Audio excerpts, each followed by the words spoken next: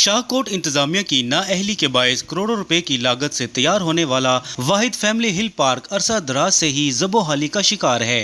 जगह जगह गंदगी के ढेर और गंदा पानी जमा हो चुका है। मजीद तफसीलात बता रहे हैं शाहकोट से नुमाइंदा सरजमीन टीवी मोहम्मद कैसर तूर। जी कैसर, बताइएगा तफसीलात क्या हैं? जी बिल्कुल शुक्रिया। मैं इस वक्त मौजूद हूँ शाहकोट हिल पार्क में, जो कि करोड़ों रुपए की लागत से तैयार होने वाली हिल पार्क जो है वो अरसा दराज से ही ज़बोहाली का शिकार होकर रह चुकी है।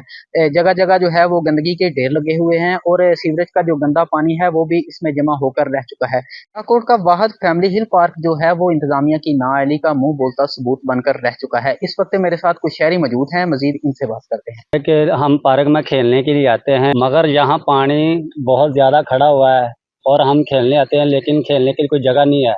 अगर यहाँ पार्क में जगह जगह गंदा पानी खड़ा है और गंदगी के यहाँ ढेर लगे हैं।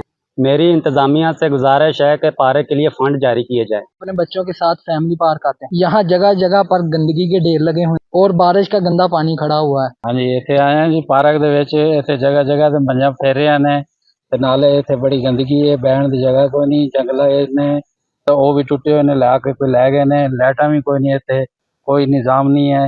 लिहाजा मेहरबानी करें, कोई इसके बारे में सोचें। इनका भी यही कहना है कि जो शाहकोट का वाहिद फैमिली हिल पार्क है वो इंतजामिया की नाअहली का मुंह बोलता सबूत बनकर रह चुका है। ये खंडरात का मंजर पेश कर रही है और इसकी बहाली के लिए मुनासिब बंदोबस्त किया जाए। जी।